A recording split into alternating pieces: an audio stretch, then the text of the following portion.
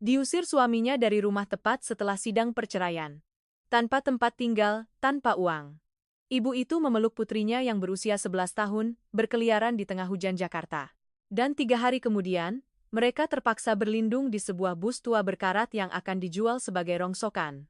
Semua orang mengira itu adalah akhir bagi ibu dan anak ini. Tapi hanya beberapa bulan kemudian, dari bus reot itu, mereka menciptakan sesuatu yang membuat seluruh kota harus antre untuk menikmatinya, dan orang-orang yang dulu meremehkan mereka terdiam.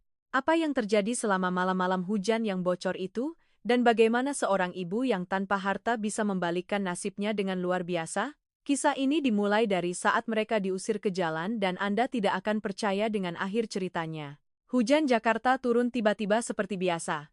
Tanpa peringatan, tanpa belas kasihan. Setiap tetes air yang berat menghantam jalan beton yang panas membara, memercik ke tumit sepatu Dewi saat ia melangkah keluar dari gerbang pengadilan negeri. Langit kelabu, begitu rendah seolah bisa dijangkau.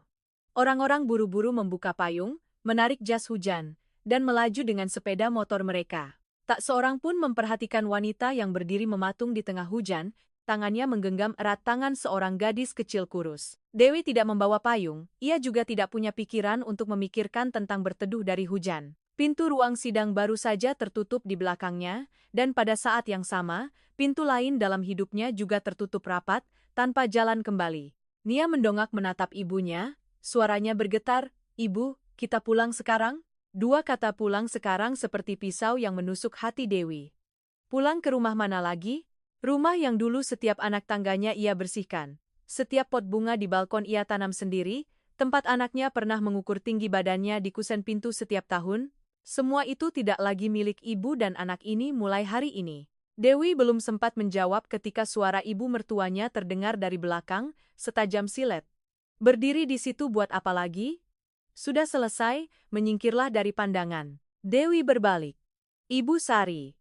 Wanita yang dulu memanggilnya menantu baik, yang dulu menggenggam tangannya di hari pernikahan, kini berdiri bersedekap di samping payung hitam mewahnya. Bibirnya terkatup dingin, di sampingnya adalah Arya, pria yang dulu bersumpah akan hidup mati mencintainya, kini menghindari tatapannya seperti menghindari hutang. Dewi menatapnya, suaranya serak. Kamu benar-benar melakukan ini padaku? Arya menghela napas, dengan ekspresi lelah yang dibuat-buat. Dewi, surat-surat sudah ditandatangani, pengadilan juga sudah memutuskan, kita mau memperpanjang apa lagi? Tapi uang di rekening, kamu pindahkan kemana semua? Dewi tercekat. Itu adalah uang tabungan mereka berdua. Arya mengerutkan kening. Aku pindahkan ke perusahaan biar gampang mutar modal, lagi pula rumah atas namaku dari awal. Kamu tahu, kan? Dewi tersenyum tipis, senyum pahit. Lalu pekerjaanku? Arya tidak menjawab. Ibu Sari menyela, suaranya penuh penghinaan. Nak, perusahaan orang tidak punya kewajiban menanggung mantan istri. Saat jadi menantu mengandalkan suami, setelah cerai urus diri sendiri, jangan menempel terus. Nia menggenggam erat tangan ibunya. Ibu, nenek bicara apa? Dewi menunduk mengelus rambut anaknya. Tidak apa-apa, nak. Lalu ia berdiri tegak menatap langsung wajah ibu mertuanya. Aku hanya perlu mengambil barang-barangku dan anakku, pakaian, buku-buku Nia. Ibu Sari tersenyum sinis. Rumah sudah ganti kunci, nanti saya suruh orang kumpulkan. Kalau sempat datang ambil, sekarang pergi saja. Kalimat itu diucapkan begitu ringan seolah mengusir seekor anjing dari teras rumah. Hujan mulai semakin deras, air hujan bercampur air mata mengalir ke bibir Dewi, terasa asin. Arya berbalik melangkah menuju mobil, tanpa sekalipun menoleh. Sebelum masuk mobil, ia berkata dengan nada tinggi. Dewi, jangan memperpanjang masalah, kita akhiri ini dengan damai. Damai? Dua kata yang terdengar menggelikan dan menyakitkan. Mobil melaju, roda mobil menginjak genangan air kotor memercik ke celana panjang Dewi. Nia terkejut menyandar pada ibunya. Ibu, aku basah semua. Dewi tidak mengeringkan anaknya. Ia hanya memeluk erat gadis kecil itu seolah takut jika dilepaskan, seluruh dunia akan runtuh. Orang-orang yang lewat menatap ibu dan anak itu lalu buru-buru berbalik. Di kota ini, tragedi orang lain tidak pernah menjadi alasan untuk berhenti. Setelah beberapa saat yang sangat lama, Dewi baru berbisik. Ayo, nak, kita mau kemana, ibu? Dewi membuka mulutnya tapi tidak ada kata yang keluar. Ia tidak tahu. Ia benar-benar tidak tahu. Mereka berjalan kaki di bawah hujan, melewati 2 jalan. Sandal Nia basah kuyup, setiap langkah berdecak. Akhirnya Dewi berhenti di depan rumah yang dikenalnya, tempat yang dulu menjadi rumah mereka. Pintu besi tertutup rapat, gembok baru berkilauan. Dewi gemetar mengulurkan tangan mencoba mendorong, tidak bergerak. Ia mengetuk pintu, tidak ada yang menjawab. Seorang tetangga mengintip keluar, menghela napas. Nak, mereka ganti kunci pagi ini. Barang-barangmu sudah dipindahkan ke gudang semua. Dewi berdiri mematung. Nia menangis. Ibu, aku mau masuk rumah. Aku mau ambil tas sekolah. Dewi berlutut di depan pintu yang dingin. Ia mengetuk lebih keras, buka pintunya. Ini rumahku, barang-barang anakku masih di dalam. Tidak ada suara jawaban, hanya suara hujan dan suara hatinya yang hancur. Tetangga itu menarik tangannya. Sudahlah, nak. Mereka tidak akan membukanya. Dewi melepaskan tangannya dari pintu. Ia mengerti sekarang, benar-benar sudah berakhir. Tidak ada rumah, tidak ada uang, tidak ada pekerjaan, tidak ada tempat untuk kembali. Ia merogoh tasnya, gemetar membuka ponselnya. Saldo rekening bank. 1.070.000. Belum sampai 2 juta rupiah. Sebuah angka yang kejam. Dewi tertawa dalam air mata. Uang ini mungkin cukup untuk makan beberapa hari. Nia menatap ibunya dengan panik. Ibu, kita akan tidur di mana? Dewi menatap sekeliling gang yang dikenalnya, tempat yang dulu adalah kehidupannya. Lalu ia menatap putrinya, hatinya sakit hingga tak bisa bernapas. Ibu akan mengurusnya. Nak, jangan takut. Tapi di kepalanya kosong, ia tidak punya rencana, tidak ada orang yang bisa dihubungi. Kedua orang tuanya sudah meninggal lama, teman-teman setelah menikah, ia perlahan menjauh dari semuanya. Hidupnya dulu berputar di sekitar keluarga suaminya, kini keluarga itu telah mengusirnya seperti sampah. Hujan perlahan reda, langit mulai gelap, lampu jalan menyala, memantulkan genangan air yang berkilauan dingin. Ibu dan anak itu duduk di ambang pintu rumah orang lain, perut Nia berbunyi pelan. Ibu, aku lapar. Dewi menggigit bibirnya, di tasnya hanya tersisa beberapa lembar uang lusuh. Ia membeli 2 roti tawar. Ibu dan anak itu duduk makan di bawah teras toko yang sudah tutup. Angin berembus dingin menusuk. Nia makan perlahan seolah takut kehabisan. Ibu? Ya? Kita sangat miskin, ya, Bu? Dewi tercekat. Miskin bukan berarti tidak ada jalan keluar, nak. Lalu, kita akan baik-baik saja? Dewi menatap putrinya yang kurus dalam cahaya lampu kuning yang redup, hatinya tercekat. Ibu janji, apapun yang terjadi, ibu tidak akan membiarkanmu menderita. Nia mengangguk dengan keyakinan penuh. Keyakinan itulah yang membuat Dewi hampir menangis. Malam tiba, kota menyala terang benderang. Orang-orang pergi makan malam, berkencan, pulang ke rumah setelah seharian bekerja. Sedangkan ia dan putrinya tidak punya tempat untuk tidur. Ibu, Nia berdiri mengikuti ibunya. Mau kemana, Bu? Mencari tempat berteduh sementara. Mereka berkeliaran melewati beberapa jalan, akhirnya berhenti di depan tempat parkir rumah sakit. Satpam menatap mereka dengan prihatin. Tidak ada uang parkir ya, Bu? Iya, kami hanya mau duduk sebentar. Satpam menghela napas, berbalik. Dewi dan Nia duduk merapat di dinding, suara sirine ambulans melolong sesekali. Angin dingin berembus. Nia menyandarkan kepalanya di bahu ibunya. Ibu, aku mengantuk. Dewi memeluk anaknya. Tidurlah sebentar, nak.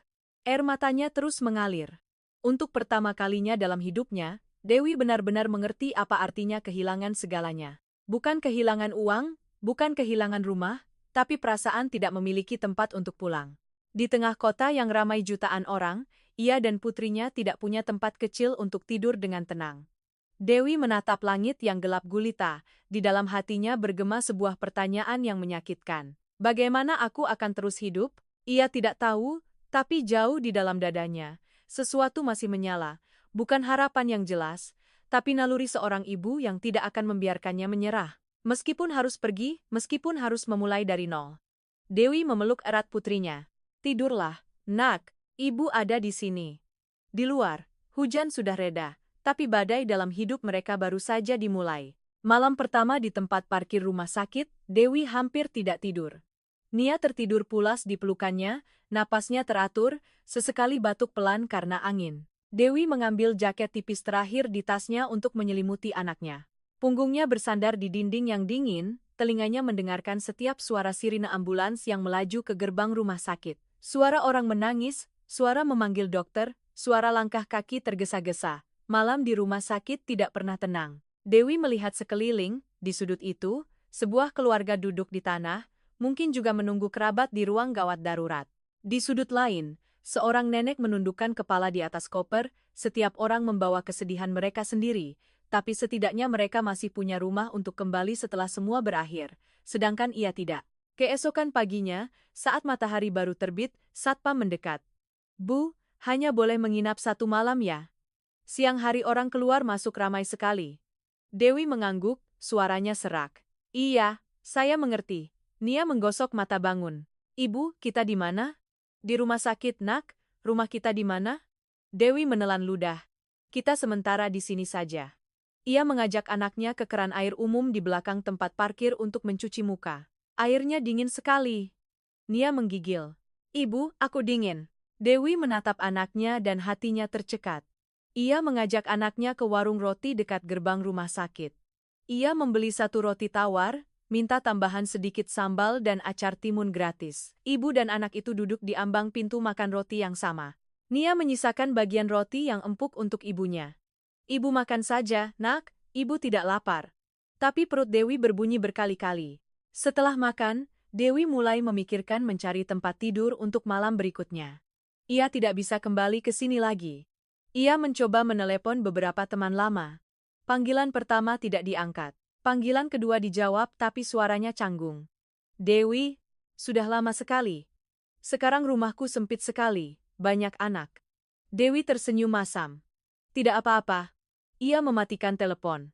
Perasaan ditolak lebih menyakitkan daripada hujan kemarin. Siang itu, terik matahari Jakarta seperti membakar.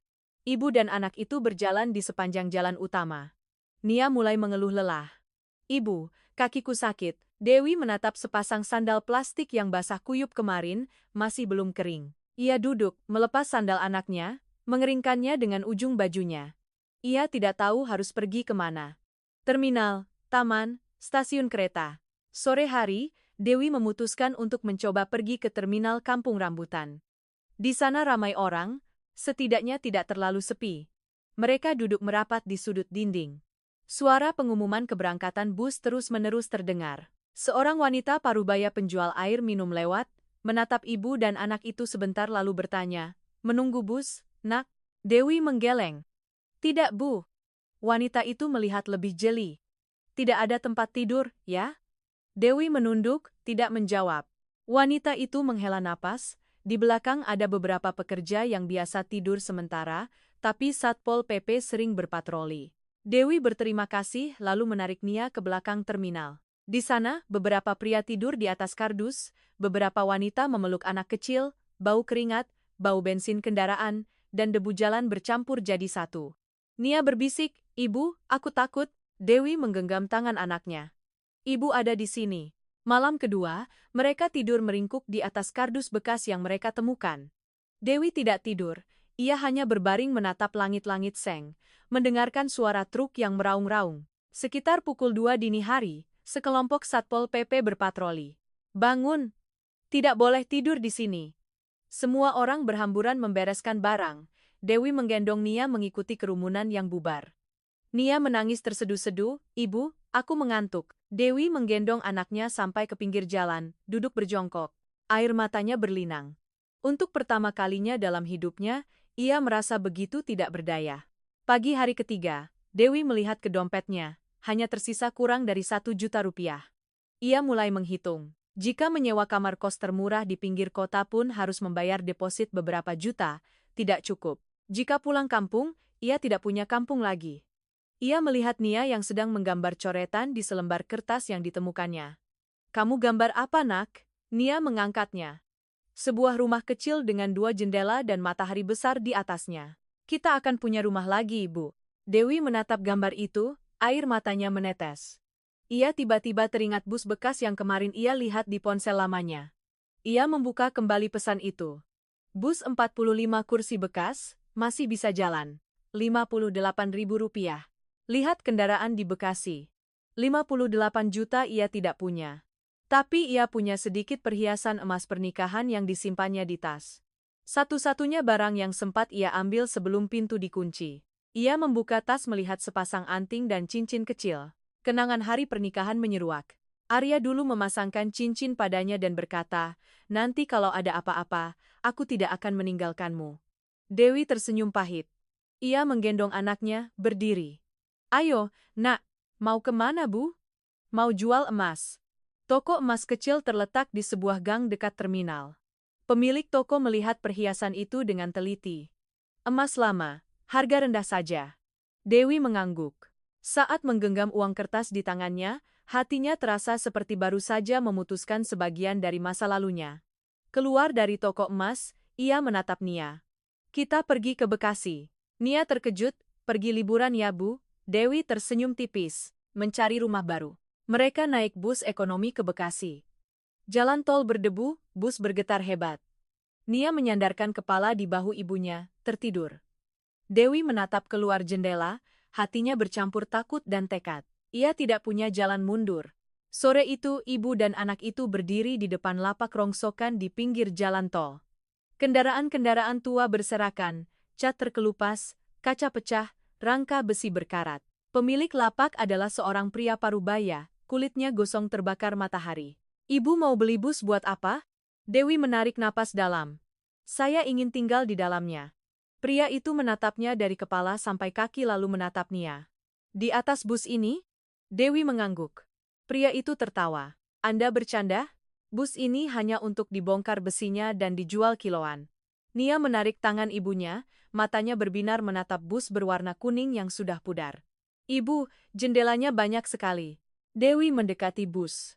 Di dalamnya berdebu, jok robek, bau apek menyeruak, tapi cahaya matahari sore menembus setiap bingkai jendela panjang, membentuk garis-garis cahaya kuning di lantai. Dewi menyentuh sandaran kursi, ia membayangkan sebuah kasur diletakkan di sudut itu, dapur kecil di sini, meja belajar kecil untuk Nia di samping jendela. Setidaknya ada atap, setidaknya ada pintu yang bisa dikunci, setidaknya itu satu-satunya yang bisa ia beli agar tidak harus tidur di pinggir jalan lagi. Ia berbalik ke pemilik lapak, "Bus ini masih bisa jalan?" "Bisa jalan, tapi sudah sangat tua, mesinnya belum rusak." "Bisa kurang harganya?" Pria itu menatapnya sekali lagi, "Anda serius mau beli untuk tinggal?" Dewi menatap lurus ke matanya, "Ya." Pria itu terdiam beberapa detik, "Saya kurangi 5 juta, tapi jangan dikembalikan nanti ya." Dewi mengangguk. Saat menandatangani surat jual beli yang sederhana, tangannya gemetar. Ini adalah pertaruhan terakhirnya. Nia menggenggam tangan ibunya, tersenyum cerah. "Kita punya rumah ya, Bu?" Dewi menatap anaknya. "Iya, rumah baru kita." Sore menjelang malam, Dewi duduk di kursi kemudi. Ia belum pernah mengendarai bus. Pemilik lapak memberi petunjuk singkat, "Pelan-pelan saja, kalau belum terbiasa, jalan pelan." Dewi menarik napas dalam, memutar kunci kontak. Suara mesin tua bergetar. Bus melaju keluar dari lapak rongsokan, menuju ke kawasan industri yang jauh di sana. Di depan terhampar jalan panjang dan berkabut, di belakang adalah 3 hari di dasar masyarakat. Dewi menggenggam erat kemudi, ia tidak tahu bagaimana hari esok, tapi setidaknya malam ini putrinya tidak akan tidur di luar. Dan bagi seorang ibu, terkadang itu saja sudah cukup untuk terus hidup. Bus tua itu bergetar hebat saat Dewi menginjak pedal gas untuk pertama kalinya di jalan tanah menuju keluar dari lapak rongsokan. Tangannya menggenggam kemudi erat hingga pucat. Setiap kali bus tergoncang, jantungnya berdebar kencang, takut rumah baru ini akan mogok di tengah jalan. Nia duduk di baris depan, matanya terbuka lebar menatap keluar jendela yang berdebu. "Ibu, kita mau kemana?" "Ke tempat yang banyak orang bekerja, di sana kita lebih mudah hidup." "Ada sekolah tidak, Bu?" Dewi terdiam sesaat. Pertanyaan itu terlalu jujur. "Nanti ada, Nak. Ibu janji." Bus itu melaju perlahan di jalan raya, bercampur dengan kerumunan sepeda motor dan truk yang padat. Orang-orang menoleh melihat mereka, ada yang penasaran, ada yang tertawa melihat seorang wanita kurus mengendarai bus berkarat. Dewi tidak peduli, ia hanya perlu membawa anaknya ke tempat yang aman. Sekitar 1 jam kemudian, Dewi berbelok ke jalan kecil penuh lubang yang menuju ke sebidang tanah kosong di belakang sebuah kawasan industri besar. Pabrik-pabrik abu-abu membentang tanpa batas. Para pekerja pulang kerja mulai berhamburan. Baju biru baju abu-abu bercampur baur, suara tawa dan obrolan riuh rendah. Dewi menepikan bus ke samping tanah kosong yang di situ ada beberapa truk parkir menginap. Ia mematikan mesin, suasana menjadi sangat sunyi setelah suara mesin yang bising. Kita tinggal di sini ya, Bu? Nia bertanya. Iya, setidaknya malam ini begitu. Ibu dan anak itu turun dari bus. Bau oli mesin, bau debu tanah, dan bau logam berkarat menyeruak. Dewi melihat sekeliling, tidak ada yang memperhatikan mereka. Bagus. Ia naik ke bus lagi, menutup pintu. Untuk pertama kalinya setelah 3 hari, mereka punya sebuah pintu untuk ditutup. Dewi menyandarkan punggung ke sandaran kursi, menghela napas. Ibu, kita benar-benar punya rumah ya? Nia tersenyum kecil. Dewi tidak langsung menjawab.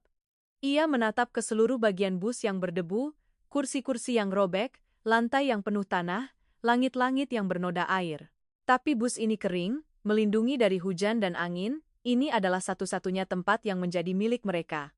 Iya, ia berbisik. Ini rumah kita. Nia berlari di lorong antara kursi-kursi. Jendelanya banyak sekali, Bu. Siang hari pasti terang sekali. Dewi tersenyum lemah, ia mengambil sebotol air dari tasnya, membersihkan beberapa kursi depan agar Nia bisa duduk.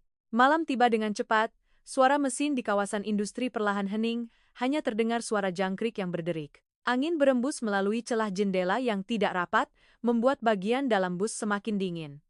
Dewi menggelar jaket tipis untuk Nia berbaring. Ia berbaring di samping, punggungnya terasa sakit tapi hatinya jauh lebih ringan. Ibu? Ya? Kita akan tinggal di sini lama? Dewi menatap langit-langit bus yang gelap, sampai kita punya tempat yang lebih baik. Nia berbalik memeluk ibunya. Aku suka rumah ini. Ini seperti rumah di film. Dewi tertawa kecil. Film apa yang mirip? Film orang-orang yang jalan-jalan tinggal di mobil. Dewi menelan ludah. Andai saja ini liburan. Malam itu, Dewi tidur nyenyak untuk pertama kalinya setelah beberapa hari. Meskipun dingin dan keras, tapi ia tidak terbangun oleh Satpam atau Satpol PP. Pagi-pagi sekali, cahaya matahari menembus barisan jendela panjang, membentuk garis-garis cahaya kuning di lantai bus. Nia melompat bangun, Ibu, sudah pagi. Indah sekali, Dewi membuka mata. Pemandangan itu membuatnya terpaku, seluruh bagian dalam bus dipenuhi cahaya, debu-debu berterbangan berkilauan di bawah sinar matahari. Dalam sekejap, bus berkarat itu tampak seperti rumah yang penuh cahaya dalam sebuah lukisan. Indah, bisiknya. Ia turun dari bus, berjalan ke tanah kosong. Beberapa pekerja sudah memulai shift pagi. Mereka menatap bus itu dengan penasaran. Seorang pria paruh baya mendekat. Bus Ibu? Ya. Menginap di sini ya? Dewi sedikit khawatir. Ya, saya tidak mengganggu siapa-siapa kok. Pria itu tersenyum ramah. Tidak apa-apa, di sini beberapa truk juga sering tidur, asalkan jangan menghalangi jalan. Dewi menghela napas lega. Ia membeli 2 roti dari penjual keliling di ujung kawasan industri. Kali ini ada tambahan telur goreng. Ibu dan anak itu makan dengan lahap di anak tangga bus. Ibu, hari ini kita mau melakukan apa? Dewi berpikir. Ia harus mencari uang secepat mungkin. Tapi melakukan apa? Ia tidak punya modal, tidak punya tempat tetap, tidak punya dokumen, hanya punya kedua tangannya. Ia melihat sekeliling bagian dalam bus, tumpukan kursi tua memenuhi seluruh area. Nia, bantu ibu memindahkan beberapa kursi, ya? Nia bersemangat. Ya. Mereka mulai membongkar kursi-kursi yang rusak ke bagian belakang bus, keringat membasahi punggung baju mereka tapi bagian dalam bus semakin luas. Dewi menyediakan satu sudut dekat jendela sebagai tempat tidur, sudut lain kosong melompong. Ia menatap ruang kosong itu sangat lama, di kepalanya tiba-tiba terlintas gambar Nenek Siti berdiri menguleni adonan di dapur lama. Aroma roti hangat menyebar ke seluruh rumah, suara nenek tertawa ramah. Dewi, sesulit apapun, harus ada makanan yang layak. Ia tertawa getir. Kini nenek sudah tiada, tapi kenangan itu masih utuh. Di dalam tasnya, buku resep lama terdiam, ia belum berani membukanya, ia takut berharap lalu kembali hancur. Tapi ia tidak punya pilihan lain. Sore itu, hujan turun tiba-tiba, air mulai menetes dari retakan di langit-langit bus. Tik-tik-tik, tetesan air jatuh tepat di tengah lantai. Nia panik, Ibu, bocor. Dewi mengambil ember plastik bekas truk yang ditinggalkan di dekat situ untuk menampung air. Hujan deras pasti akan bocor lagi. Hujan semakin deras, Air merembes di beberapa tempat lagi. Bagian dalam bus menjadi dingin dan lembab. Nia meringkuk. Dewi memeluk erat anaknya, berusaha menenangkannya. Hujan berlangsung hampir 1 jam. Saat reda lantai bus basah kuyup, Dewi melihat sekeliling, ini bukan rumah, ini hanya cangkang besi tua. Tapi bagaimanapun juga, itu lebih baik daripada di jalanan. Malam itu Nia mulai batuk pelan. Dewi meletakkan tangannya di dahi anaknya, panas. Ibu, aku lelah. Hati Dewi tercekat. Ia tahu lingkungan yang lembab ini sangat mudah membuat anaknya sakit, tapi ia tidak punya uang lagi untuk menyewa kamar, ia hanya bisa membersihkan tubuh anaknya dengan air hangat yang dibeli dari warung air panas. Sabar ya, nak. Nia menggenggam tangan ibunya. Ibu jangan menangis, aku tidak apa-apa kok. Dewi membalikkan badan, air matanya menetes tak terkendali. Ia berbisik dalam hati, aku harus melakukan sesuatu sekarang. Ia mengeluarkan buku resep. Sampul kulitnya usang. Halaman pertama adalah tulisan tangan nenek yang dikenalnya. Untuk Dewi cucuku. Saat kamu paling menderita, buatlah roti. Tepung dan api akan memberimu penghidupan. Dewi menangis seolah neneknya berdiri di sampingnya. Ia membalik setiap halaman, roti, kue manis, bakpao. Resep-resep sederhana, bahan murah, tidak perlu oven besar. Ia menarik napas dalam, mungkin ini satu-satunya jalan. Ia melihat ruang kosong di bus, dapur kecil, baskom adonan, nampan roti. Ia bisa melakukannya, ia harus melakukannya. Ia mengelus rambut putrinya yang sudah tertidur pulas. Ibu janji tidak akan membiarkanmu menderita terus-menerus. Di luar, kawasan industri menyala terang, besok ribuan pekerja akan kembali bekerja. Mereka membutuhkan sarapan murah, hangat dan mengenyangkan. Sebuah secercah harapan kecil menyala di hati Dewi. Bus berkarat ini mungkin belum menjadi rumah, tapi mungkin akan menjadi tempat mereka memulai kembali hidup. Malam keempat di bus berkarat adalah malam di mana Dewi benar-benar memahami apa artinya hidup di antara batas keputusasaan. Nia demam. Bukan demam tinggi mendadak, tapi demam yang tidak kunjung reda membuat wajah gadis kecil itu merah padam, bibirnya kering dan batuknya terus-menerus di dalam bus yang dingin. Dewi meletakkan tangannya di dahi anaknya. Panas sekali, hatinya tercekat. Ibu, aku agak sulit bernapas. Suara Nia lemah. Dewi tersentak bangun, tangannya gemetar mencari sisa botol air. Ia membasahi tisu dengan air, mengelap dahi anaknya. Tapi airnya terlalu sedikit, terlalu dingin. Angin malam berembus melalui celah jendela yang tidak rapat, membawa bau logam dan debu tanah. Dewi memeluk erat anaknya, menggunakan tubuhnya sendiri untuk menahan angin. Sebentar lagi, nak, pagi ibu antar kamu ke dokter. Ia mengatakan itu tapi di hatinya kosong. Uangnya kurang dari Rp800.000. Berobat dan obat-obatan akan menghabiskan berapa? Batuk Nia bergema di dalam bus yang sunyi. Dewi merasa setiap batuk itu seperti jarum yang menusuk hatinya. Jika tidak membeli bus ini, gadis kecil itu tidak perlu kedinginan dan lembab seperti ini. Jika ia sedikit lebih sabar, jika ia menerima untuk kembali meminta maaf pada mantan suaminya, mungkin anaknya sudah punya tempat tidur hangat. Pikiran itu baru saja muncul. Dewi segera menepisnya. Tidak, ia tidak bisa kembali ke tempat yang mengusir ibu dan anaknya seperti sampah. Ia tidak bisa mengajari putrinya bahwa mereka harus berlutut untuk bisa hidup. Tapi di antara harga diri dan kesehatan anaknya, Dewi belum pernah merasa selemah ini. Menjelang pagi, saat langit masih gelap, ia menggendong Nia di punggungnya, berjalan hampir 1 kilometer ke klinik swasta kecil di jalan besar. Dokter memeriksa dengan cepat, mendengarkan paru-paru. Anak ini radang tenggorokan akut karena kedinginan. Harus dijaga tetap hangat dan minum obat sesuai dosis. Dewi mengangguk berulang kali. Iya, dok, berapa biayanya? 480.000. Dewi terdiam, ia menyerahkan uang dengan tangan gemetar, hampir setengah dari sisa uangnya. Keluar dari klinik, Nia duduk di belakang bus memegang kantong obat kecil. Ibu, mahal ya? Dewi tersenyum masam. Tidak mahal kok, nak. Kamu akan cepat sembuh biar ibu tidak khawatir. Kalimat itu membuat Dewi harus berbalik menyembunyikan air matanya. Siang itu, terik matahari seperti membakar kawasan industri, bagian dalam bus berubah menjadi oven. Dewi membuka semua jendela, tapi angin yang masuk hanya membawa hawa panas yang membara. Nia terbaring di belakang, keringat bercucuran. Dewi mengambil kardus untuk menutupi jendela agar tidak terlalu panas. Ia menyadari bus ini tidak hanya bocor saat hujan, tapi juga seperti kotak besi pengukus saat terik matahari. Ini belum menjadi rumah, hanya tempat berlindung sementara yang rapuh. Sore harinya hujan kembali turun. Langit menjadi gelap dalam beberapa menit, kilat menyambar membelah langit.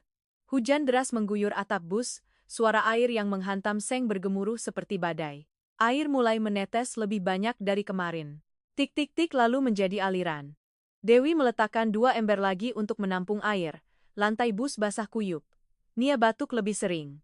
Dewi duduk di tengah bus, melihat pemandangan itu dengan tak berdaya. Ia bergumam seolah berbicara pada dirinya sendiri, "Aku salah." Ia berpikir hanya dengan punya atap saja sudah cukup, tapi atap ini tidak aman, tidak bersih, tidak cukup untuk membuat gadis kecil itu sehat. Ia menundukkan kepala, air mata menetes ke lantai yang basah.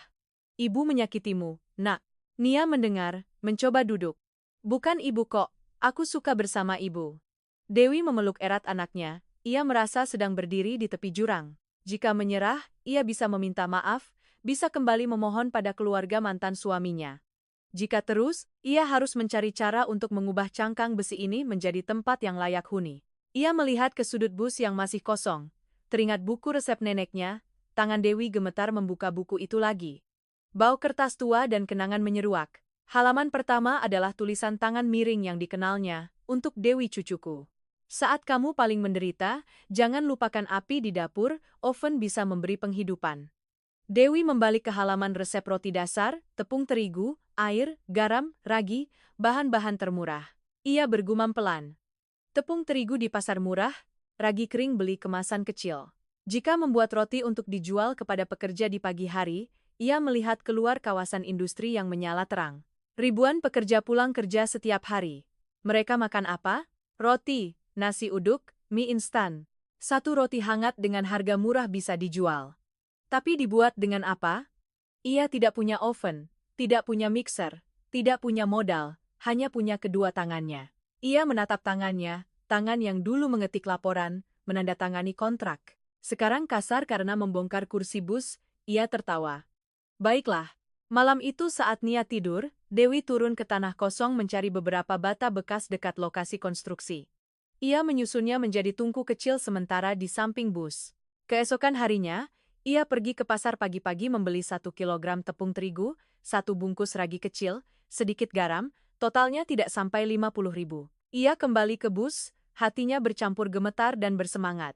Nia menatap ibunya, matanya berbinar. "Ibu bikin roti ya?" "Iya." "Seperti nenek ya, Bu?" Dewi mengangguk. Ia menuangkan tepung ke baskom plastik bekas yang ditemukan di belakang tanah kosong, mencampur air, menguleni dengan tangan. Adonan menempel di jari-jarinya, keringat mengalir di wajahnya, tapi irama menguleni adonan membuatnya tenang, seolah ada seseorang yang berdiri di belakangnya meletakkan tangan di bahunya. Seolah suara nenek bergema, "Uleni merata, jika adonan lembut, hatimu juga akan lembut." Dewi memejamkan mata dan terus menguleni. Setelah mengistirahatkan adonan dengan meletakkannya dekat panci air panas, ia menyalakan tungku arang buatan sendiri dari tong besi bekas, asap mengepul tebal, matanya perih. Tapi, saat roti pertama diletakkan di wajan besi tua yang ditemukan di pasar barang bekas, aroma adonan yang dipanggang mulai menyebar. Bau yang sangat dikenal, sangat hangat, Dewi melihat roti kecil yang mengembang. Untuk pertama kalinya setelah beberapa hari, ia merasa hatinya tidak lagi seberat batu. Nia duduk di samping, bertepuk tangan, "Harum sekali, Bu." Dewi menggigit sedikit, roti agak keras, belum cantik, tapi itu roti yang dibuat dengan tangannya sendiri, itu adalah sesuatu yang bisa menghidupi mereka. Ia menatap putrinya. "Besok kita coba jual ya." Nia mengangguk cepat. "Aku akan membantu ibu." Malam itu hujan masih gerimis, air masih menetes di beberapa tempat tapi Dewi tidak lagi menangis. Ia duduk menghitung. 1 kilogram tepung bisa membuat berapa roti? Jika setiap roti dijual 5.000, jika terjual 20 roti, jika bertambah menjadi 40 roti. Angka-angka kecil mulai terbentuk di kepalanya, bukan lagi angka kosong seperti saldo rekening bank tapi angka-angka harapan. Nia bertanya pelan, "Ibu, kita akan kaya tidak?" Dewi tertawa, "Kaya belum tahu, tapi kita tidak akan lapar lagi." Di luar, kawasan industri masih menyala terang, pekerja masih bekerja, kehidupan masih berputar. Dan di tengah tanah berdebu itu, di dalam sebuah bus berkarat, seorang ibu baru saja menemukan satu-satunya jalan untuk terus hidup. Bukan dengan belas kasihan, bukan dengan memohon, tapi dengan kedua tangan dan tepung terigu. Besok akan menjadi tantangan pertama. Tapi untuk pertama kalinya sejak keluar dari pengadilan di bawah hujan, Dewi tidak lagi merasa benar-benar tanpa harta. Ia sudah punya sesuatu yang sangat kecil tapi cukup untuk memulai kembali. Langit belum sepenuhnya terang saat Dewi sudah terbangun. Bukan karena suara truk atau mesin dari kawasan industri, melainkan karena jantungnya berdetak terlalu kencang. Hari ini adalah hari pertama ia menjual roti. Nia masih tidur di belakang, napasnya lebih teratur setelah minum obat. Demamnya sudah turun tapi tenggorokan gadis kecil itu masih sedikit serak. Dewi mengelus rambut anaknya, berbisik. "Tidurlah sebentar lagi, nak, ibu mau bikin roti." Ia menyalakan tungku arang di samping bus, asap mengepul di udara pagi yang masih dingin. Tangannya lincah menguleni adonan lagi. Adonan kecil dibagi rata, diletakkan di wajan besi tua. Suara mendesis pelan terdengar, aroma roti hangat perlahan menyebar, bercampur dengan bau embun pagi dan bau logam di tanah kosong. Dewi terus bekerja sambil berkata pada dirinya sendiri, "Jangan terlalu banyak berpikir, lakukan saja, coba saja." Sekitar pukul 6 pagi, rombongan pekerja mulai melewati tanah kosong untuk masuk shift pagi. Mereka berjalan cepat, mata melihat ponsel atau berbicara satu sama lain. Dewi menelan ludah, ia meletakkan sebuah nampan plastik kecil di depan pintu bus, menata 15 roti pertama di atasnya. Rotinya tidak cantik, tidak kuning keemasan seperti toko besar, tapi masih hangat dan berasap tipis. Ia menarik napas dalam lalu berseru, "Roti hangat." 5001. Suaranya sedikit bergetar. Beberapa orang menoleh, seorang pekerja wanita berhenti melihat nampan roti lalu melihat Dewi. "Roti apa ini?" "Roti buatan sendiri, hangat, Mbak." Wanita itu mengerutkan kening. "Ada isinya?" "Hari ini belum ada, Mbak. Nanti saya akan bikin abon." Wanita pekerja itu ragu beberapa detik lalu merogoh dompetnya. "Saya beli satu coba." Dewi menyerahkan roti dengan tangan sedikit gemetar. Wanita itu menggigitnya.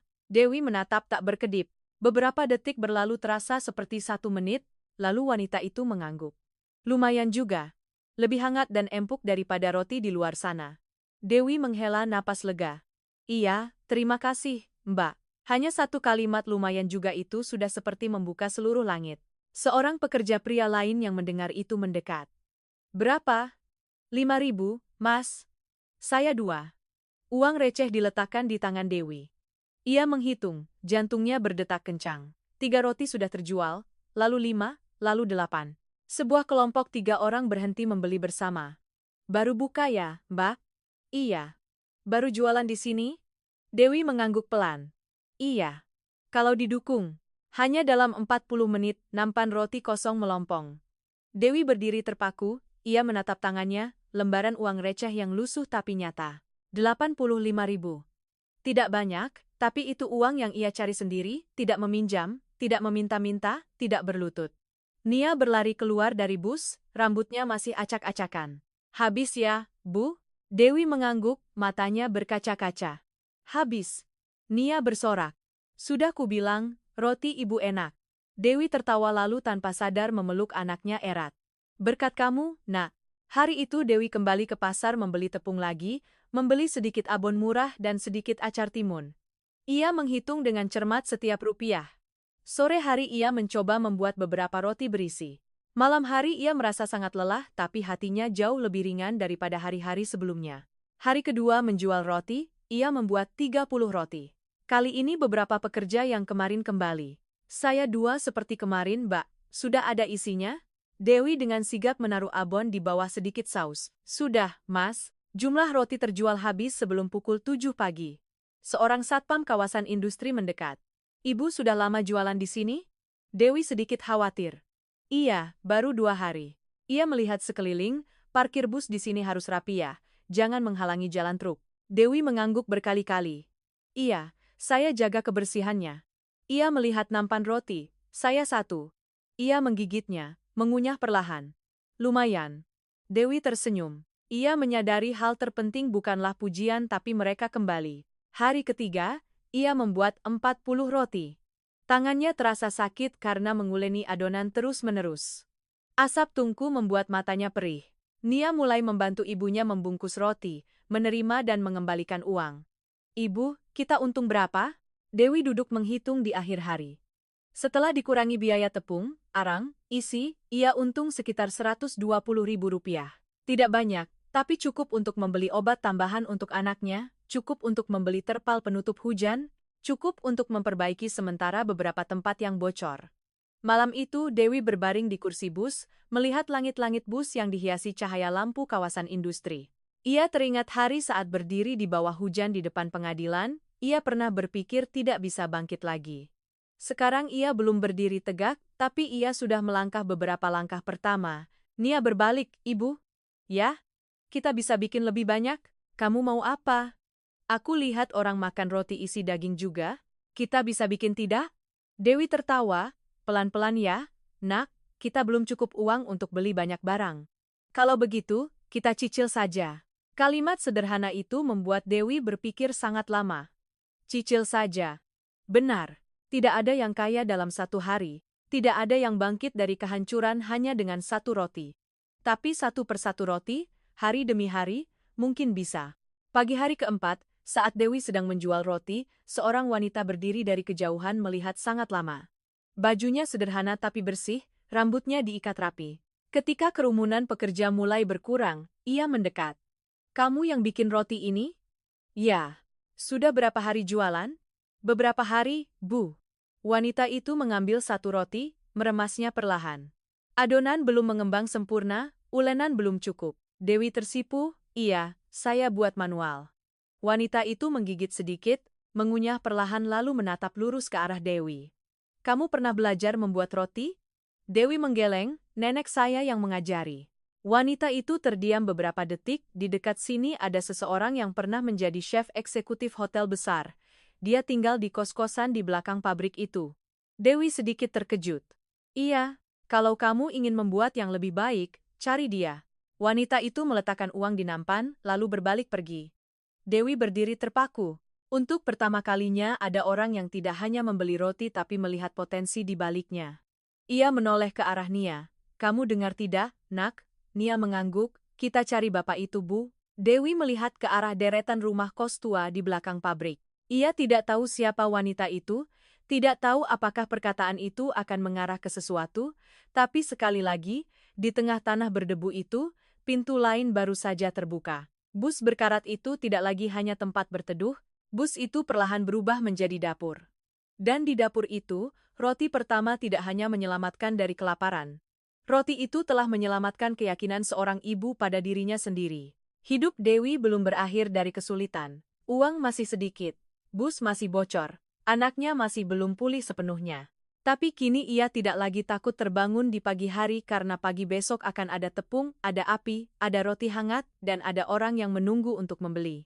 Itu adalah awal dari sebuah perjalanan yang ia sendiri belum bisa membayangkan sepenuhnya. Tapi setidaknya, itu sudah dimulai. Keesokan paginya, Dewi terbangun dengan rasa sakit di kedua lengannya. Otot-otot yang belum terbiasa menguleni adonan berjam-jam kini terasa seperti dipukuli. Tapi saat mendengar batuk pelan Nia di belakang, ia langsung tersentak bangun. Kamu masih lelah? Nia menggeleng, tersenyum lemah. Sudah lebih baik, Bu. Dewi menghela napas lega.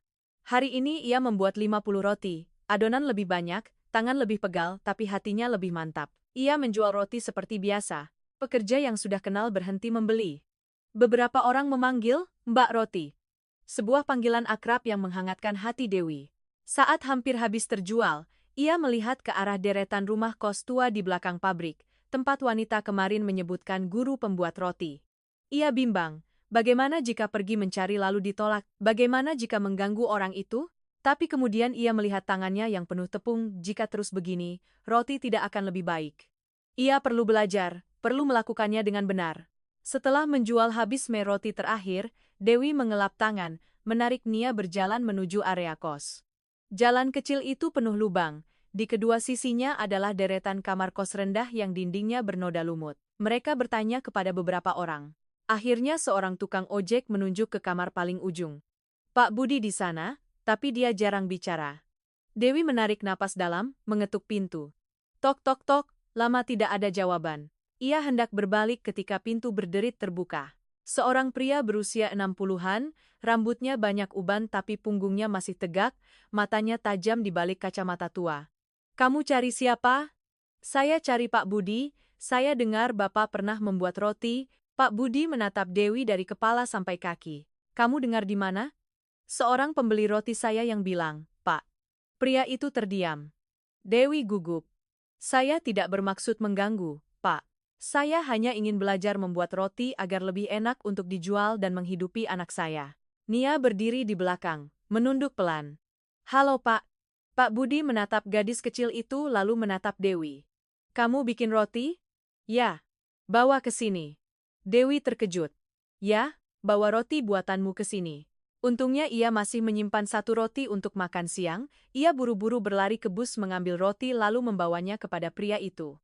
Pak Budi mengambilnya, meremasnya pelan, menggeleng. Adonan belum cukup elastis. Ia merobek roti itu, melihat bagian dalamnya. Bagian ini padat, bagian itu kosong, ragi belum bekerja merata. Dewi menunduk, "Saya buat pakai tangan, Pak." "Pakai tangan tidak salah, yang salah caranya." Ia menggigit sedikit, memejamkan mata, mengunyah perlahan, rasanya oke, tapi teksturnya kurang. Dewi menelan ludah. "Pak, bisakah Bapak mengajari saya? Saya tidak punya uang untuk belajar." Pak Budi membuka mata. "Kamu kira pekerjaan ini mudah?" "Tidak, Pak, tapi saya siap belajar." Ia menatap tangan Dewi, luka-luka kecil, kuku yang rusak karena arang panas. "Kamu bikin berapa roti setiap hari?" 50. "Terjual habis?" "Hampir habis, Pak." Ia terdiam sangat lama lalu kembali masuk ke kamarnya. Dewi mengira ia ditolak. 1 menit kemudian, ia keluar lagi dengan celemek tua.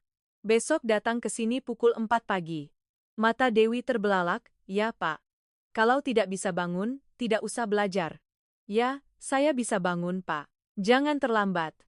Pintu tertutup. Dewi berdiri mematung lalu menoleh ke Nia. Ibu bisa belajar?" Dewi memeluk erat anaknya. "Iya, ibu bisa belajar." Keesokan paginya, tepat pukul 4, Dewi mengetuk pintu. Pak Budi sudah berdiri siap seolah tahu ia akan datang. Kamar kecil itu bersih. Sebuah meja kayu, beberapa baskom stainless steel, oven tua. Menguleni adonan, Dewi mengikutinya. Bukan seperti itu. Ia memegang tangan Dewi, membimbing cara melipat adonan, memutar pergelangan tangan. "Uleni, bukan pakai tenaga tapi pakai irama." Dewi mengulanginya, adonan perlahan menjadi lebih halus. Mengistirahatkan adonan tidak boleh dekat api langsung, suhu tinggi membunuh ragi. Ia menunjukkan cara menciptakan lingkungan hangat yang pas, setiap detail kecil yang Dewi belum pernah tahu. Setelah beberapa jam, mie roti pertama keluar dari oven. Roti mengembang merata, kulit tipis, bagian dalam lembut. Dewi menatapnya hingga hampir menangis. Ini roti buatan saya?" "Benar. Tapi dengan cara yang benar." Nia menggigit sedikit. "Ibu, ini jauh lebih enak." Pak Budi tersenyum tipis, senyum yang jarang terlihat. "Saya dulu chef eksekutif roti untuk Hotel Bintang 5, tapi sudah lama pensiun." "Kenapa Bapak pensiun?" Ia terdiam. "Tidak sesuai zaman." Dewi tidak bertanya lagi. Sejak itu, setiap pagi Dewi datang belajar pada Pak Budi, setelah itu kembali ke bus membuat roti untuk dijual. Roti menjadi jauh lebih enak, pelanggan kembali lebih banyak.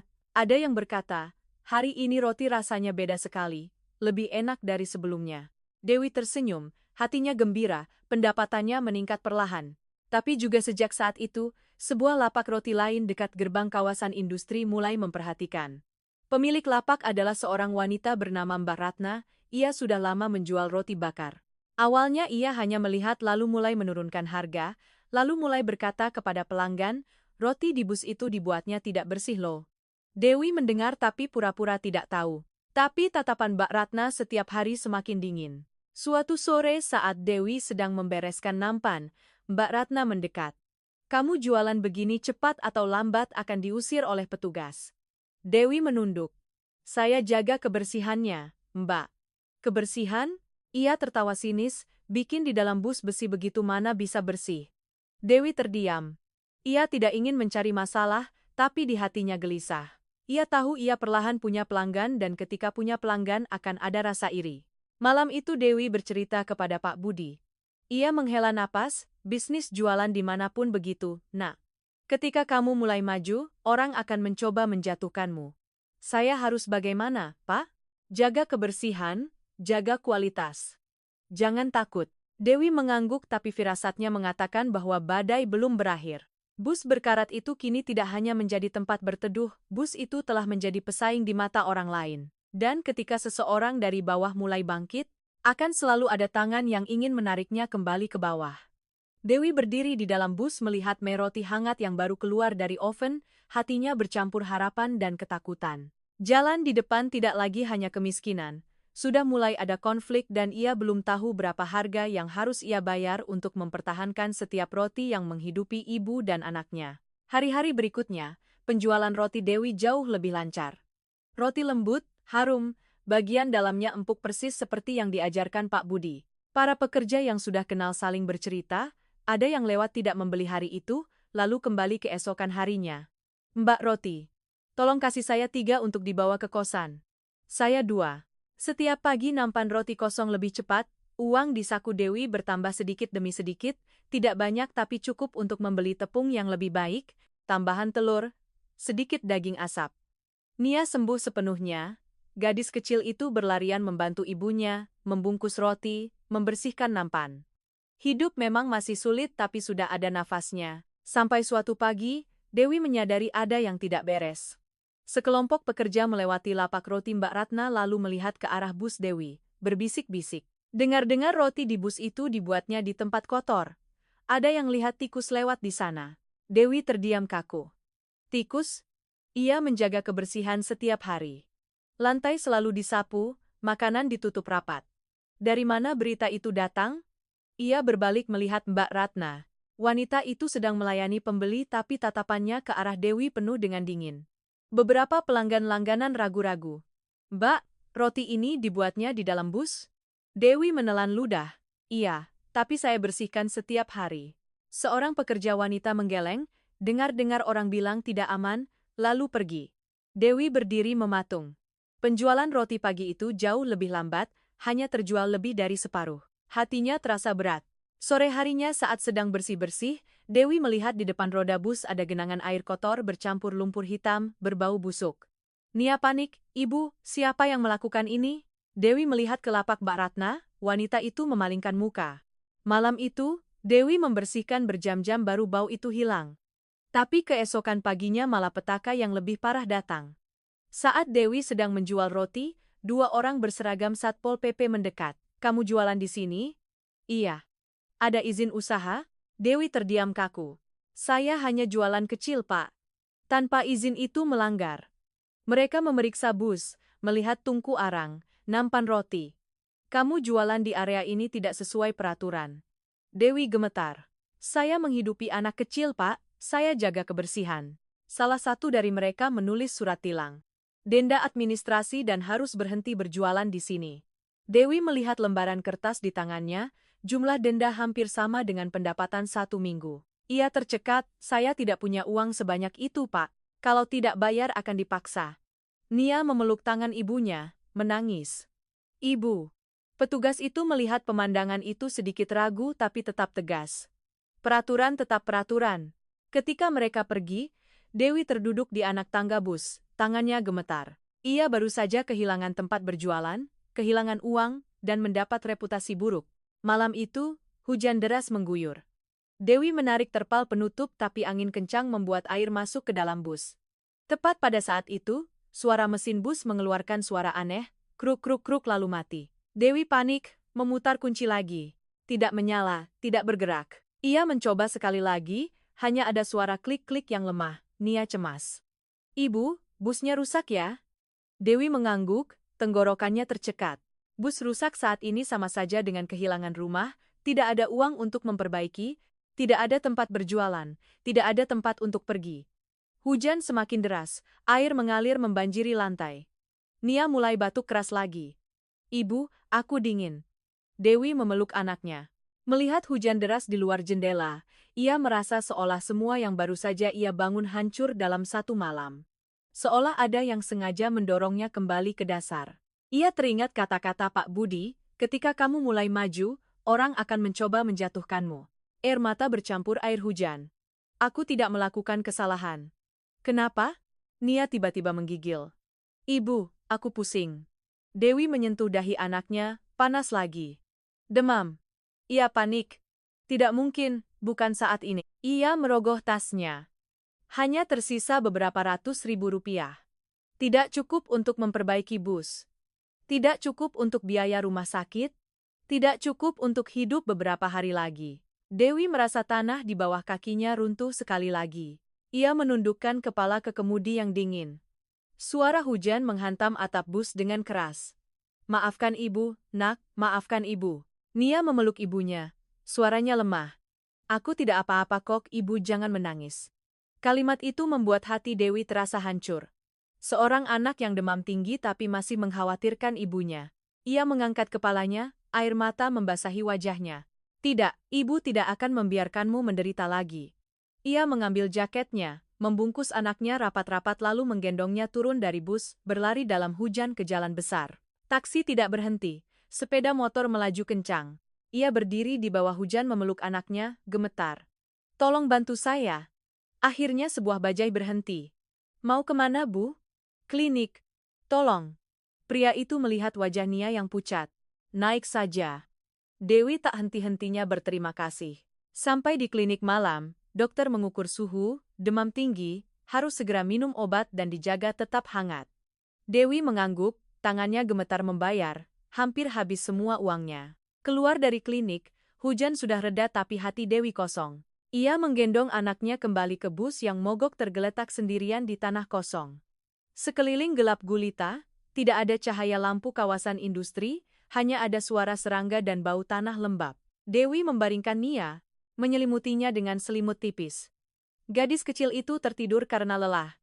Dewi duduk terdiam di anak tangga bus, tanpa uang, tidak bisa berjualan. Bus rusak, bisikan kotor di luar sana. Ia kira ia sudah bangkit, tapi ternyata hanya melangkah keluar sedikit dari dasar lalu jatuh lebih dalam. Ia menatap tangannya yang penuh sisa tepung kering, hatinya dipenuhi pertanyaan pahit. Apakah aku tidak seharusnya berusaha? Jika tidak membuat roti tidak akan ada yang iri, jika tidak maju tidak akan ada yang merusak. Jika tidak membeli bus, anakku tidak akan sakit. Pikiran itu berputar seperti pisau. Dewi menangis tanpa suara. Ia takut bangun esok hari tidak tahu bagaimana harus melanjutkan hidup. Takut gadis kecil itu sakit lagi, takut ia tidak cukup kuat lagi. Hujan berhenti sepenuhnya, langit gelap gulita. Bus berkarat itu terdiam seperti binatang yang terluka. Dewi duduk dalam kegelapan sangat lama, sampai air matanya kering, ia menggenggam erat tangannya. Tidak, ia tidak bisa membiarkan semuanya berakhir di sini. Tidak setelah semua yang ibu dan anaknya alami, meskipun ditarik ke bawah, ia harus tetap naik. Untuk putrinya, untuk dirinya sendiri. Dalam kegelapan itu, sebuah tekad baru perlahan terbentuk. Tapi di depan mata, malam ini masih panjang dan esok hari akan menjadi tantangan terbesar yang pernah ada. Keesokan paginya, Dewi terbangun dalam kondisi sangat lelah. Seluruh tubuhnya sakit seperti dipukuli, kepalanya berat karena hampir tidak tidur semalam suntuk. Di luar, embun pagi menyelimuti tanah kosong, bus terdiam seperti pohon kering yang tumbang diterjang badai. Nia terbaring di belakang bernapas lebih teratur, demamnya sudah turun tapi wajahnya masih pucat. Dewi mengulurkan tangan menyentuh dahi anaknya, lebih dingin. Ia menghela napas lega. Setidaknya gadis kecil itu melewati masa kritisnya. Tapi kelegaan itu dengan cepat digantikan oleh kekhawatiran yang membebani dadanya. Bus rusak, tidak bisa menjual roti. Uang hampir habis, rumor kotor menyebar. Jika tidak bisa melakukan apa-apa dalam beberapa hari ke depan, mereka benar-benar tidak akan punya jalan hidup lagi. Dewi turun dari bus, udara pagi terasa dingin tapi hatinya panas membara. Ia melihat kawasan industri yang memulai hari baru, para pekerja kembali berdatangan ke pabrik. Wajah-wajah yang dikenalnya lewat tapi tidak lagi berhenti di tempatnya. Perasaan ditinggalkan terasa sangat menyakitkan. Tepat pada saat itu, sebuah suara yang dikenal terdengar dari belakang. Kenapa busmu tidak menyala? Dewi berbalik. Pak Budi berdiri di sana, tangannya memegang topi tua. Ia tercekat. Busnya rusak, Pak. Saya didenda. Diusir dari tempat jualan. Anak saya demam lagi. Kalimat itu pecah menjadi isak tangis. Untuk pertama kalinya Dewi menangis di depan orang lain, tanpa menahan diri, tanpa berusaha kuat, hanya seorang ibu yang kelelahan. Pak Budi menghela napas, biar saya lihat busnya. Ia menunduk membuka kap mesin, melihat sebentar, aki lemah, busi kotor, bukan rusak parah. Mata Dewi terbelalak, benar, Pak, benar. Tapi perlu ganti aki baru. Berapa harganya, Pak? Sekitar 1,5 juta rupiah. Dewi menunduk. Saya tidak punya, Pak. Pak Budi terdiam sangat lama lalu berkata pelan, saya masih punya jam tangan tua sewaktu kerja di hotel, biar saya gadaikan. Dewi panik, jangan, Pak. Itu milik Bapak. Kamu butuh bus untuk hidup, saya butuh jam tangan buat apa lagi? Sudah, jangan membantah. Ia langsung berbalik pergi. Dewi berdiri mematung. Ia belum sempat mengatakan apa-apa lagi. Beberapa saat kemudian ia kembali dengan uang, pergi ganti aki sana. Dewi memeluk erat Pak Budi, menangis. Saya tidak tahu harus berkata apa. Asal kamu hidup dengan baik, nanti bisa dibayar. Bus kembali menyala menjelang siang. Suara mesin kali ini terdengar seperti musik. Dewi hampir ingin berlutut berterima kasih pada Tuhan, tapi masih ada masalah yang lebih besar, tempat berjualan, rumor. Ia tidak bisa kembali ke gerbang kawasan industri yang lama. Tepat pada saat itu, seorang pria berseragam polisi mendekat. Aibtu Haryo, satpam yang pernah membeli rotinya beberapa hari sebelumnya. Saya dengar ceritanya. Dewi khawatir. Iya, saya tahu saya melanggar peraturan. Pria itu melambaikan tangan. Bukan begitu, orang-orang melaporkanmu karena persaingan saja.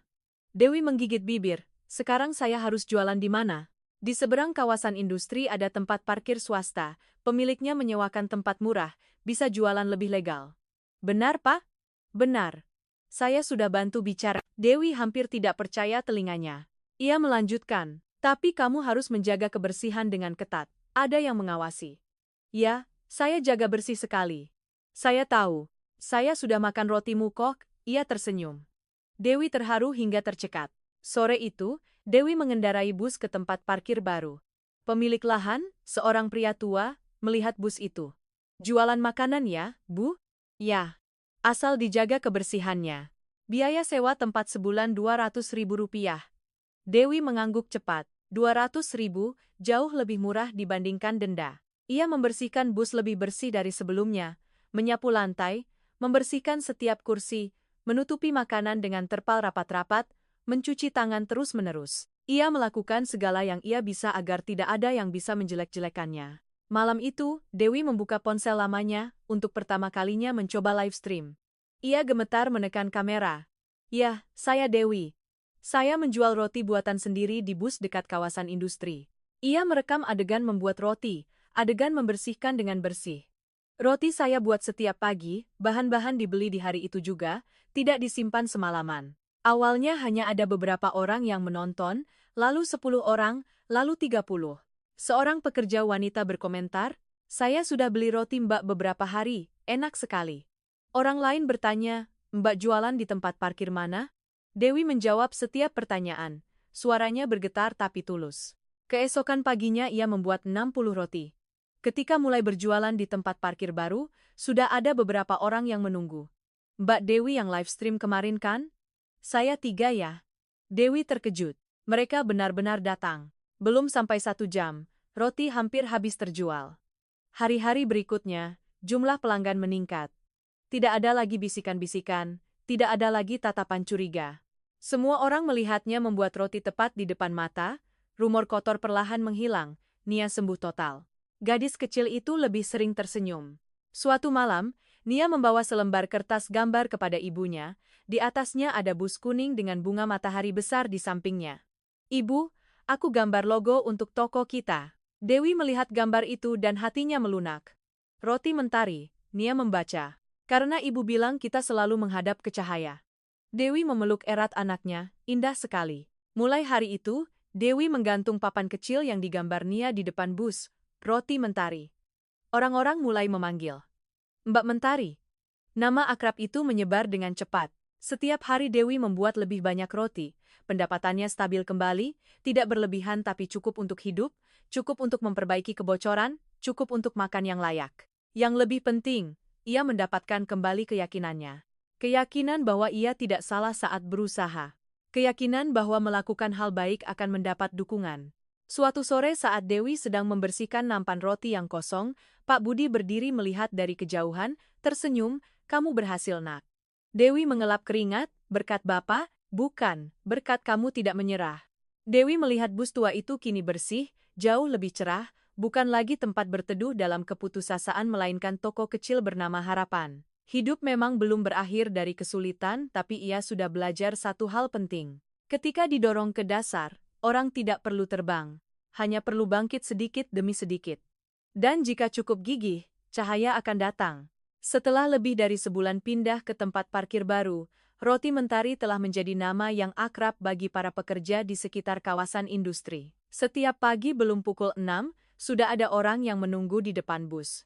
"Mbak Dewi, hari ini ada roti isi daging? Saya 4 untuk dibawa ke kosan." Dewi lincah membuat roti, tangannya tak henti bekerja, keringat membasahi punggung bajunya tapi wajahnya selalu ceria. Ia tidak lagi gemetar saat berjualan. Ia sudah terbiasa dengan irama kehidupan baru. Pendapatan yang stabil membantu ibu dan anak itu tidak perlu khawatir soal makan setiap hari. Dewi bisa membeli kasur tipis untuk niat tidur agar tidak sakit punggung, membeli kipas angin kecil untuk melawan panas, menambal beberapa tempat yang bocor di langit-langit bus. Hidup memang sederhana tapi sudah ada kehangatan. Lalu suatu pagi saat Dewi sedang menguleni adonan, ia melihat seorang gadis muda berdiri agak jauh merekam dengan ponselnya ke arah bus. Dewi sedikit canggung.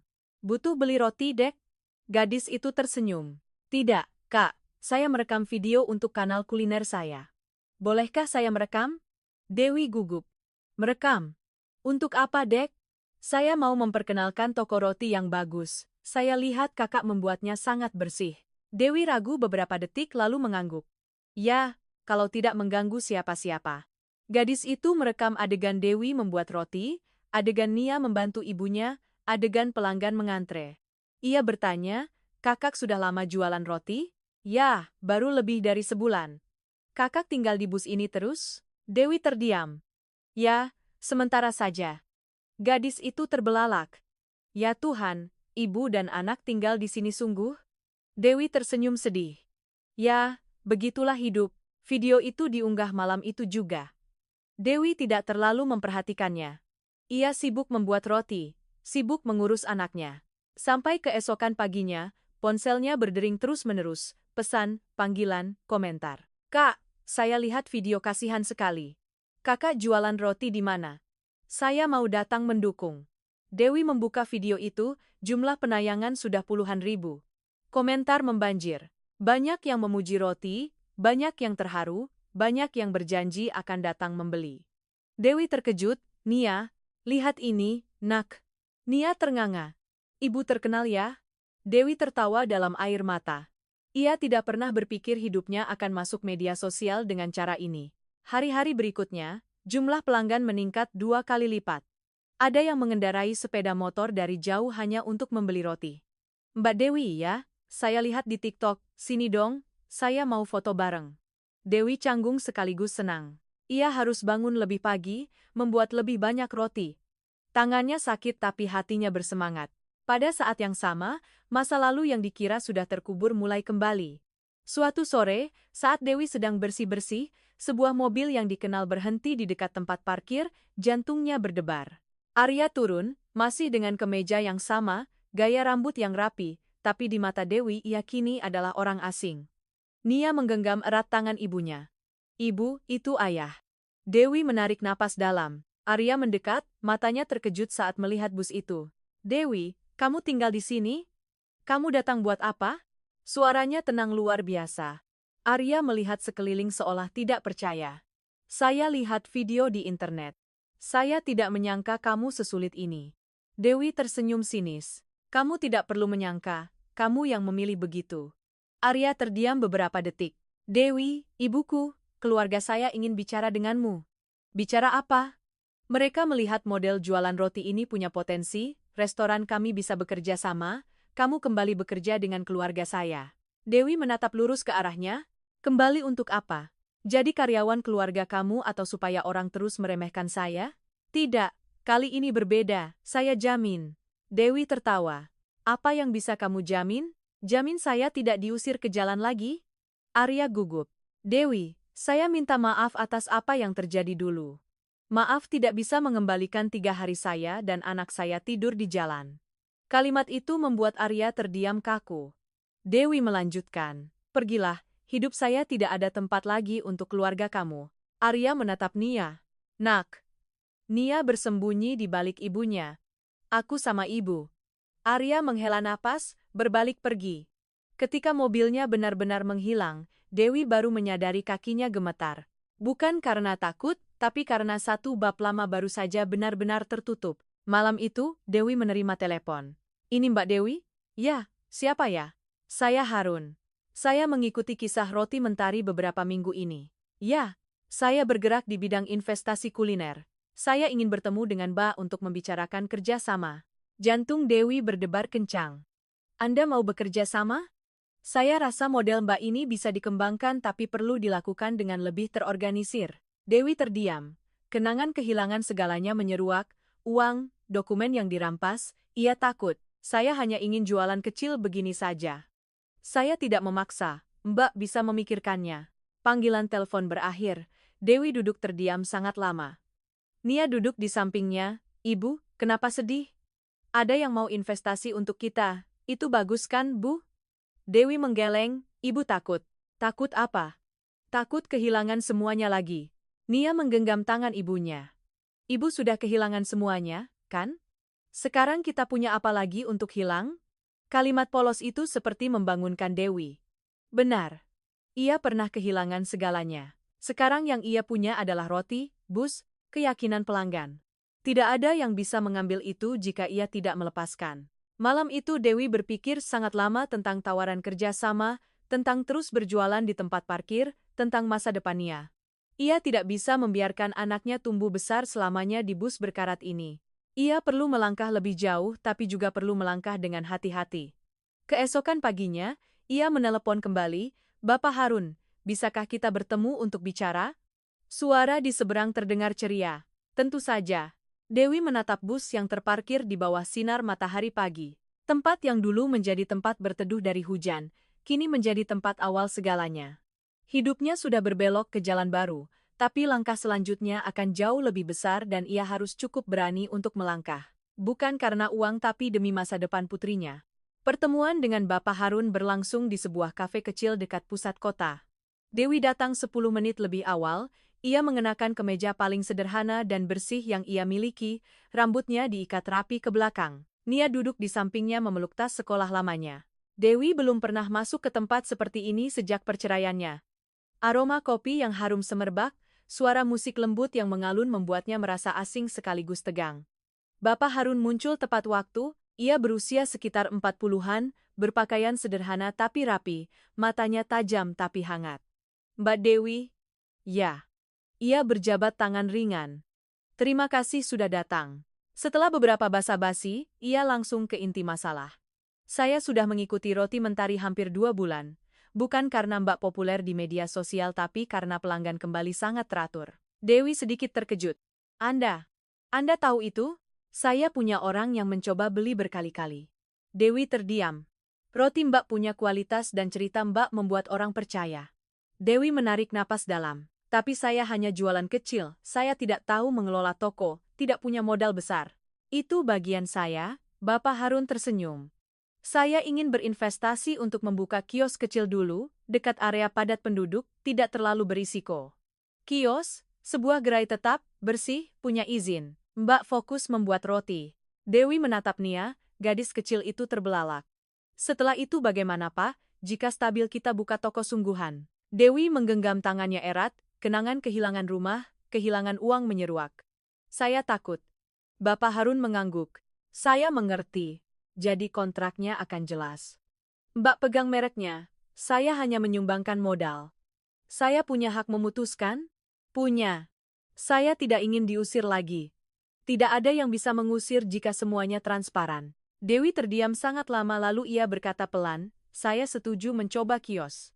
Bapak Harun tersenyum, keputusan yang cerdas. 2 minggu kemudian, Kios roti mentari yang mungil dan cantik muncul di dekat gerbang sebuah kompleks perumahan padat penduduk. Papan namanya berwarna kuning, bergambar bunga matahari persis seperti gambar Nia. Pada hari pembukaan, Dewi lebih gemetar daripada hari pertama menjual roti, tapi pelanggan datang sangat ramai. Ada yang dari tempat parkir lama, ada yang melihat di media sosial, ada yang penasaran ingin mencoba. Roti terjual habis sebelum siang. Dewi berdiri melihat gerai yang kosong hingga hampir menangis. "Kita berhasil ya, Bu?" Nia bersorak. Dewi mengangguk, matanya basah. "Berhasil, Nak. Kios beroperasi dengan baik selama beberapa minggu. Omzet stabil, pelanggan setia semakin banyak. Bapak Harun sering mampir, hanya mengamati, tidak ikut campur. Semuanya berjalan sesuai rencana," katanya. 3 bulan kemudian ia menawarkan langkah selanjutnya. "Mbak siap membuka toko sungguhan?" Dewi menarik napas dalam. Ia teringat bus berkarat itu. Malam-malam hujan yang bocor, saat anaknya demam tinggi, roti-roti pertama yang dijual dengan gemetar. Ia mengangguk, "Saya siap." Toko roti mentari disewa di jalan kecil tapi ramai dilewati orang, tidak besar tapi nyaman. Pada hari mereka pindah masuk, Dewi berdiri di tengah toko yang kosong, air mata mengalir. "Ibu, kita punya rumah sungguhan." Nia berlarian. Dewi tertawa dalam air mata. Bus itu dicat ulang, diparkir di depan toko sebagai ikon. Siapapun yang lewat pasti menoleh. "Toko roti di dalam bus itu?" "Benar, rotinya enak sekali." Pada hari pembukaan toko, pelanggan mengantre panjang. Pak Budi berdiri di ujung antrean, tersenyum bangga. "Kamu berhasil, Nak." Dewi menunduk dalam, "Berkat Bapak." Aibtu Haryo mampir membeli roti, mengacungkan jempolnya. "Jaga kualitasnya ya, Mbak." "Ya, Pak." Sore hari Dewi berdiri di belakang konter melihat aliran orang yang keluar masuk. Ia tidak pernah membayangkan akan memiliki hari ini. Sebuah toko roti sungguhan, sebuah kamar kecil di belakang untuk ibu dan anak itu tidur sementara, sambil menunggu menyewa rumah. Nia meletakkan pot bunga matahari di depan pintu. "Ibu bilang kita selalu menghadap ke cahaya, kan?" Dewi memeluk anaknya. "Benar." Malam itu saat menutup toko, Dewi duduk di anak tangga melihat bus tua itu. Bus itu dulu adalah satu-satunya yang ia miliki. Kini bus itu adalah simbol dari perjalanan bangkit dari nol. Nia menyandarkan kepalanya di bahu ibunya. "Ibu, kita sudah tidak susah lagi?" Dewi berpikir lalu tersenyum tipis, "Hidup masih banyak urusan, Nak, tapi kita tidak takut lagi." "Kenapa?" "Karena kita tahu, meskipun kehilangan apapun, kita bisa memulai lagi." Nia mengangguk, tersenyum cerah. Angin sore berembus pelan, aroma roti yang baru keluar dari oven menyebar di udara. Orang-orang yang lewat masih berdiri mengobrol di depan toko. Cahaya lampu kuning memancar hangat. Dewi memejamkan mata pelan, ia teringat hari saat berdiri di bawah hujan di depan pengadilan, tanpa harta, tanpa tempat pulang. Jika saat itu ada yang mengatakan bahwa beberapa bulan kemudian ia akan memiliki toko rotinya sendiri, ia tidak akan percaya. Tapi kini semuanya nyata. Bukan keajaiban melainkan hasil dari setiap hari menahan diri, setiap kali bangkit, setiap roti hangat. Ia menggenggam tangan putrinya erat. Hidup tidak memberinya jalan mudah tapi memberinya kekuatan untuk menciptakan jalannya sendiri. Dan perjalanan itu dimulai dari sebuah bus tua berkarat yang membawa mereka menuju masa depan yang penuh cahaya.